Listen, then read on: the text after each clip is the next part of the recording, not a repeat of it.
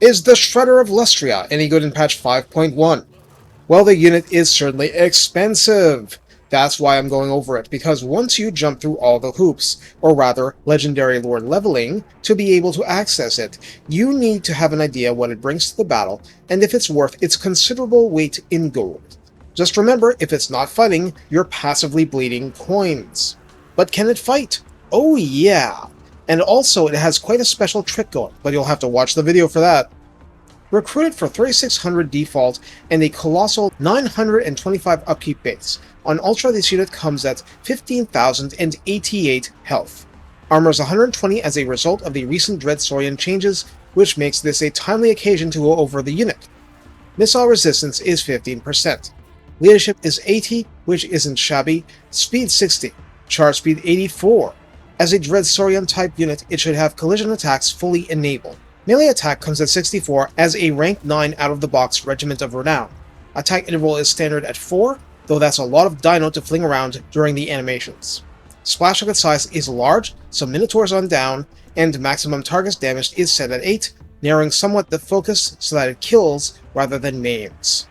Melee defense comes at 41, and weapon strength at a mighty 750, split between 220 base and 530 armor piercing. Charge bonus is 30 and mass is 12,000. And no, that's not the game's top dog, the Thunder Barge is at 20k or something stupid like that. Malachi, you magnificent lunatic. So we're not done here. What was the trick? Oh yeah, they put an ancient Stegodon dart machine gun emplacement on top of a freaking Dread Saurian. So I'm borrowing a stat card from that video. Damage is poison, a full volley is 8 projectiles, and somehow, someway, the ammo count of 10 is lying to us because it has more than that. Probably some interaction with secondary ammunition, but it's in the favor of the user, that's just fine. The point being, you don't need to specifically tell it to do anything. It'll just wade into combat, fire whilst moving, range 115, each projectile has 41 base and 14 armor-piercing damage, penetrates any shield that isn't ballistic plating, reload time 8, total accuracy. This is for a rank 0 Ancient Stegodon, so it might be considerably higher at rank 9. Calibration distance 90. Calibration area 15, so officially, yeah, it's a spray and pray thing on paper. Of course, this is a siege attacker and inflicts fear and terror, along with the predatory fighter and primal instinct situational buffs, but it also has an encouraged bubble like a hero and inflicts dread aversion, -8 leadership in a 35-meter bubble around it. This kind of debuff affects undead units too, because it's not ipso facto fear or terror, so it makes the Shredder even better at breaking center mass.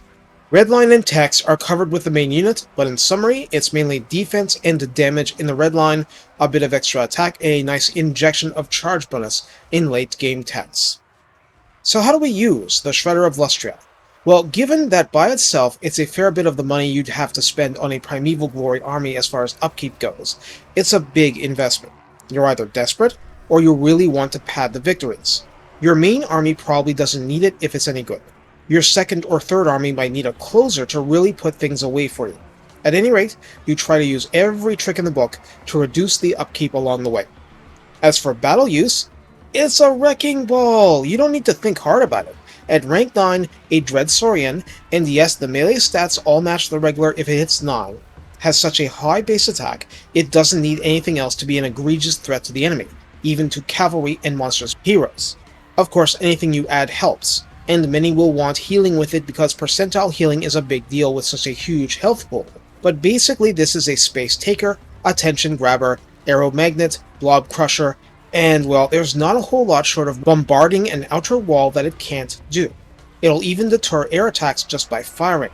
You've taken one of the few weaknesses of the regular unit and the feral one, and for a price, added more killing power that doesn't even need to be within reach of your paw. Of course, it's not optimized against Chosen, but few things are.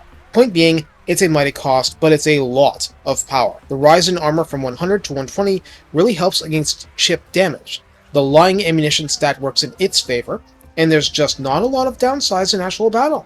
You need an army around it to get the job done quicker and faster, but little in the game will combine terror, leadership debuffing, and this kind of damage in a single one-stop package. Hence, the Shredder of Lustria. Take care, and have fun stomping entire cities with this monstrosity.